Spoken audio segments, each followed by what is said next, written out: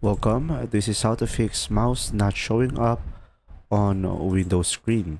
So guys, if you ever encounter this issue, what you could try to do is just simply use your keyboard by pressing Windows.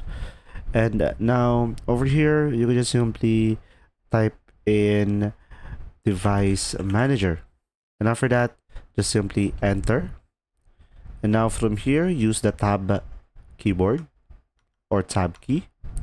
Once you have done that, just simply use your arrow keys going downwards and go for the mice and other pointing devices. Then go to the right arrow, scroll down, and you will have two options or one. So from here, just simply enter. So just simply select the tab key and make sure to select general and go for the arrow keys, go for the drivers. And after that, go select tab again. And from here, just simply select uninstall device and select enter. And after that, just simply go for the tab. Now just simply press Alt on your keyboard to select the action.